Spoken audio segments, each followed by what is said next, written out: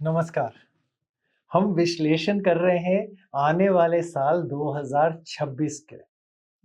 ये विश्लेषण करने से हम ये जानने की कोशिश करेंगे कि ये अगला वर्ष 2026 आपके लिए कैसे आने वाला है।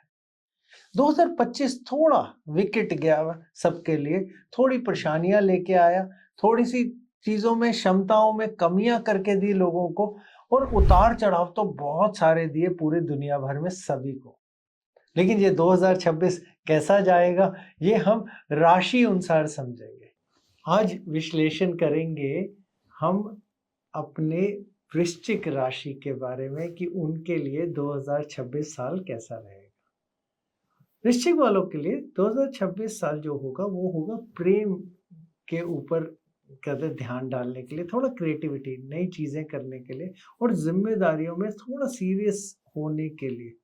शनि आपके 5वें भाव में बैठे होंगे, इसलिए आप थोड़ा मैच्योर बनेंगे। रोमांस भी बहुत असलियत वाला ही होगा और क्रिएटिविटी, डिसिप्लिन यानी बिल्कुल सिस्टम के साथ मिलेगी।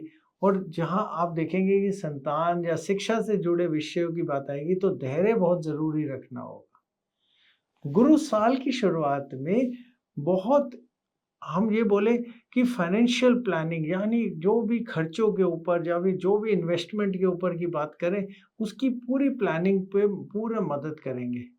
जो मध्य की बात बोले कि आधे में वर्ष में जब पहुंचेंगे तो भाग्य और यात्राओं को बढ़ाएंगे, और अक्टूबर के बाद तो कैरियर में बहुत ही शक्तिशाली ग्रोथ या कहते हैं ऊंचाइयां देंगे।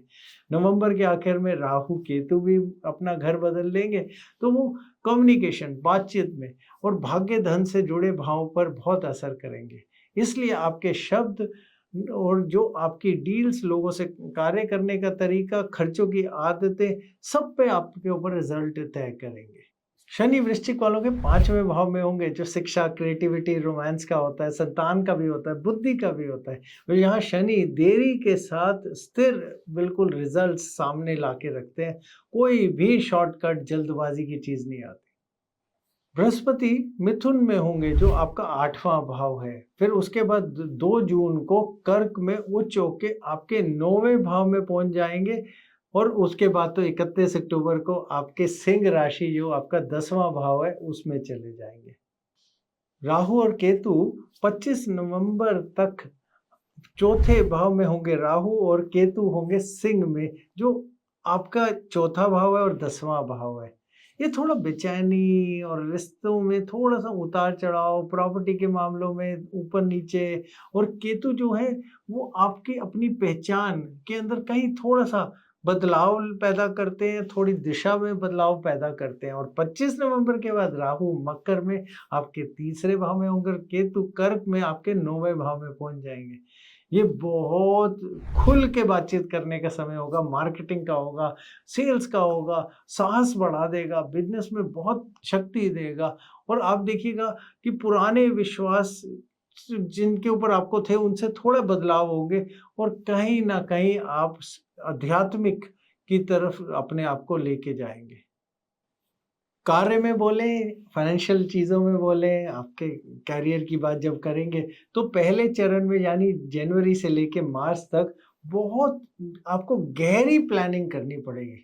बहुत बड़ी फाइनेंशियल आपको पूरी प्लानिंग के साथ काम करना पड़ेगा। गुरु 8वें भाव में है, इसलिए फोकस ज़रूर रखना है। टैक्स के ऊपर, इंश्योरेंस के ऊपर, जो आपका पार्टनरशिप में साझा पैसा है, उसके ऊपर। कर्ज़ की बात बोले तो जितने हैं उसको साफ करने या छोड़ने पे, जब खत्म करने पे लगिए। यहाँ लॉन्ग टर्म की बात बोले, दूर की बात बोले, तो बहुत सेफ्टी के साथ काम करना है। कोई भी रिस्क नहीं लेना है, जुआ तो बिल्कुल ही नहीं। ये रिस्की काम करने का समय नहीं है, इसलिए फाइनेंशियल जो भी आपका पैसों का जो भी चीज़ है, उसको बहुत धीरे से प्लान करके शानदार तरीके से काम करें, बहुत शानदार रिजल्ट भी आएँगे। दूसरे चरण यानी अप्रैल से जून की बात बोले तो बदलाव जारी रहेगा, फिर भाग्य खुलेगा। ये बहुत गहरा सा चरण है। फिर इसमें 2 जून के बाद तो गुरु 9वें भाव में आ जाएँगे, जो आपका भाग्य सुधारेगा। आपके बहुत सारी चीज़ों में मदद करेगा, मैटर्स जो भी चल रहे होंगे उसमें मदद करेगा, यात्रा में मदद करेगा, पढ़ाई के अवसर भी खोल देगा। ये जो चरण है ये आपके लिए बहुत बड़ा कॉन्फिडेंस लेके आएगा और दिशा आपकी जो है उसको बहुत मजबूती देगा। तीसरे चरण जुलाई से सितंबर की बात बोले ना, ये चरण है भाग्य का, कुछ नई चीज सीखने का, स्थिरता लेके आने का। गुरु क्योंकि 9वें भाव में बहुत मदद कर रहे होंगे, जो आपकी स्किल, जो भी आपको कार्य आता है उसको ऊंचाइयों पे लेके जाने के लिए, उसको बहुत अच्छा सा फल देने के लिए। जो भी आपके कार्य से जुड़े हुए ट्रैवल्स होंगे या कहीं दूर जाना आना होगा, उसके अंदर भी आपको एक्सपेंशन या कहते हैं एकदम बढ़ाव बढ़ देगा। लेकिन शनि, ध्यान रखिएगा, 5वें में बैठे हैं, इसलिए वो कहते हैं जो भी काम करिए डिसिप्लिन से, सोच समझ के। कोई भी चीज़ ऐसी मत करिए, खासकर रोमांस हो या कोई ऐसा रिस्की सा काम हो, ऐसे तो इन्वेस्टमेंट से बिल्कुल बच के रहना है, ऐसा कोई निवेश नहीं करना है। चौथे चरण की बात बोले अक्टूबर से दिसंबर तक, ये है आपके पूरे कैरियर प्रोफेशन को बढ़ाने का समय, कम्युनिकेशन यानी बातचीत करने के अंदर कुछ बदलाव का समय। 31 अक्टूबर के बाद ना गुरु 10वें भाव में आ जाएंगे। ये होगा आपका प्रमोशन, आपको आगे लेके जाने का, बिजनेस में पहचान बना के देने का, कहीं ना कहीं पब्लिक इमेज बहुत पक्की और अच्छी बनाने का। नवंबर के बाद आखिर में राहु तीसरे भाव में आ जाएंगे। ये है समय जहाँ मार्केटिंग की बात करें, सेल्स की बात करें, आपके कॉन्टैक्ट बढ़ाने की बात करें, तो ये खुल के बात करने का टाइम है। ये है नेटवर्किंग, जितने ज़्यादा लोगों से मिल सके उनसे मिलने का। केतु क्योंकि 9वें में होंगे, आप विश्वास की बात करें या फिर कोई ऐसे पुराने जो मैटर्स चल रहे हो, उसमें आप सोच समझ के काम करेंगे और आप देखिएगा जो सच लगे उसी को आप अपनाएं। रिश्तों की बात बोले ना, तो शनि आपके 5वें घर में है। ये जो किसी का रोमांस चल रहा होता है ना, जब शनि 5वें में होते हैं ना, वो उनको सीरियस बना देते हैं, उनको मजबूती दे देते हैं। जो छोटे मोटे ऐसे कैजुअल से रिश्ते चल रहे होते हैं ना, उससे वो आगे ले जाते हैं, कमिटमेंट को बहुत बड़ा कर देते हैं। शादीशुदा जो लोग हैं ना, वो संतान या फैमिली की जिम्मेदारियों को भी बढ़ाव देते हैं, जब उसमें बहुत ध्यान देने लग जाते हैं। जून से अक्टूबर तक रिलेशनशिप में बहुत क्लैरिटी यानी बहुत सफाई रखिएगा, यही बेहतरीन चीज़ रहेगी आपके लिए। गुरु 9वें में है, ये आपको बहुत अच्छा ट्रस्ट यानी विश्वास और बहुत अच्छी गाइडेंस या रास्ता दिखाते हैं। ईगो में नहीं फंसना है, घमंड में नहीं फंसना है, स्थिर प्रेम धीरे धीरे आपका बढ़ेगा और मजबूती ज़रूर बढ़ाएगा।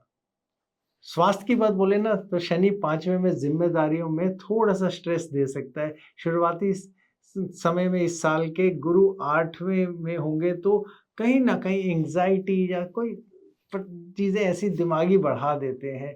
आपको करना क्या है, थोड़ी-सी मेडिटेशन करें, थोड़ी ब्रीदिंग एक्सरसाइज़ करें, साँस की, और आप देखें कि आप अपना सोने का, उठने का पूरा समय बना के रखें। हो सके थोड़ी एक्सरसाइज़ करें, थोड़ी लेट नाइट और यानी रात को देर तक कुछ ना करें, और अपने हेल्थ चेकअप ज़रूर कराने हैं इस साल। उपाय आपके लिए ये है कि मंगलवार के दिन हनुमान जी की प्रार्थना करें और ओम हनुमते नमः इस मंत्र का 108 बार कहते हैं आपको, कहते हैं उच्चारण करना है और बोलना है और पढ़ना है। और अगर हो सके उसके अलावा लाल मसूर दाल और भोजन, पका हुआ भोजन दान में ज़रूर डालें। आपके लिए अच्छा रंग रहेगा मैरून या गहरा लाल, और आपके लिए बहुत शुभ नंबर रहने वाला लकी नंबर है 9।